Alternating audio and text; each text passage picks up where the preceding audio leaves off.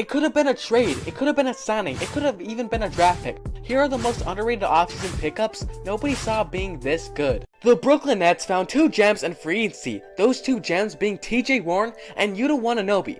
Before the season started, you probably never heard of Yuta Watanabe's name unless you're a Raptors or Grizzlies fan. He was more known as Anthony Edwards' son. Ooh, they were lucky that wasn't turned over. Anthony Edwards!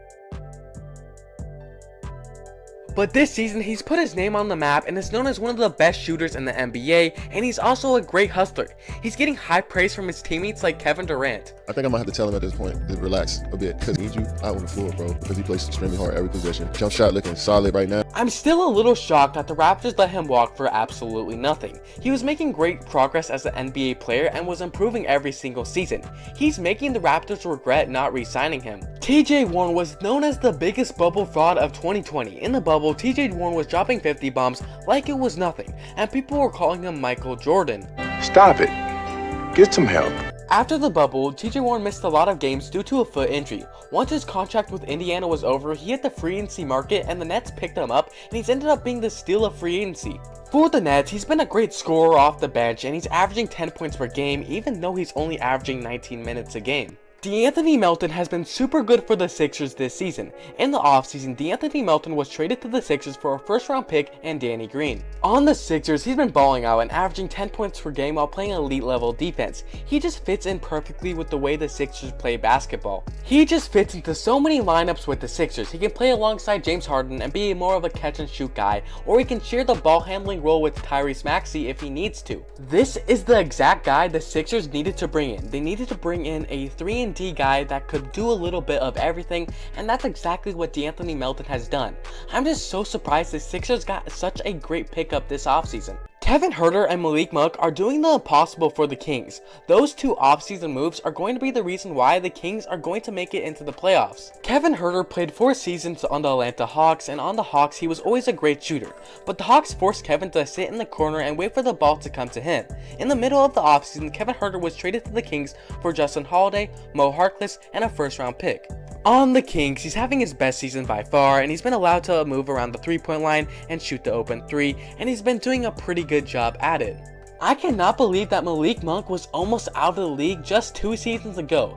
After his contract was over for the Charlotte Hornets, they chose not to bring him back because him and LaMelo Ball were beefing. Malik's first day in free agency was pretty rough. No team was offering him any contract, and then out of nowhere, the Lakers saved his life. They gave him a 1-year contract for $1.5 million. He had to take the Lakers' offer. No other team was going to offer him an NBA contract. He came into that season with a look in his eyes. He wanted to prove to other NBA teams that he was worth an NBA contract. Next season in free agency, the Kings gave him a nice solid offer and he took it. And it's been a pretty solid pickup for the Kings.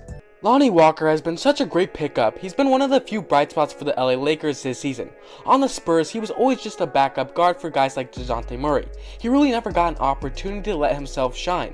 Lonnie Walker has finally got the opportunity he deserves, and he's been starting for the LA Lakers. For the Lakers, he's been super good. He can attack the rim and he's a pretty decent shooter, even though he needs to improve his consistency.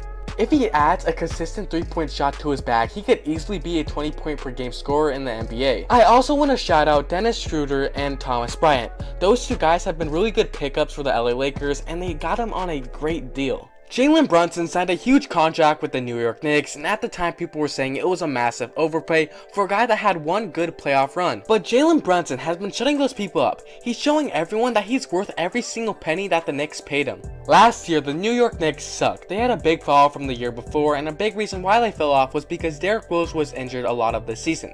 They just didn't have a true point guard to go to. And that's where Jalen Brunson comes in. He saved the day for New York, and he's filled in the hole of the Knicks roster. If you look at the team from the year before, there's only one big difference, and that's Jalen Brunson. He is the reason why the Knicks are even in the playoffs this year. I really think he deserves to be an All-Star, and I hope he makes the All-Star team. Both Bruce Brown and KCP were great offseason additions by the Denver Nuggets. These 2 guys really complement the Denver Nuggets system so well. KCP brings in some nice championship experience to this Denver Nuggets team. He also knows how to play next to superstar talent. He already played next to guys like LeBron James and won a championship, and that's why him and Jokic work so well together. I was so surprised they were so easily able to acquire KCP. All they had to give up was Will Barton and Monte Morris. That was such a steal of a trade. I can't believe how much they won that trade. I love Bruce Brown's game so much. I think he has a very underrated D, and I also think he plays very smart. He just knows when to cut to the rim, and his three-point shot has been improving every single season since he's gotten to the NBA. I was so shocked that the Brooklyn Nets let him go so easily, and him alongside Jokic is so OP. Jokic is always going to find him on the cuts, and he's always going to give him an open three-point look. So that was such a great move by the Denver Nuggets. I have a little bit of an Aaron Nesmith obsession. I loved his game since college. He was such a great shooter, and I was so happy when he got drafted into the NBA. But sadly, for the Boston Celtics, he just didn't get an opportunity because they already had so much talent at the wing position. Once he was traded to the Indiana Pacers, I knew he was going to have a decent year. I believe this season he's averaging around 9 points per game on decent shooting, and I'm telling you, he's going to be a star in this league, mark my words. Him playing alongside guys like Tyrese Halliburton is going to be really good for his career, and next season, he's going to have a breakout season. This last guy who plays for the OKC Thunder was the biggest steal of free agency by far, and it's not even close. Isaiah Joe is one of the best three-point shooters in the NBA. I think he's like top 5 in three-point percentage, which is absolutely insane. Every single time I watch the OKC Thunder play, this guy is shooting lights out. I don't think I've ever seen him miss a three-point jumper, to be honest. The Philadelphia 76ers front office is definitely regretting not re-signing him. Honorable mention to Gary Payton II. He's been really good for the Portland Trailblazers, but he just hasn't played enough games. But in the games he has played, he's looked really good on both ends of the floor.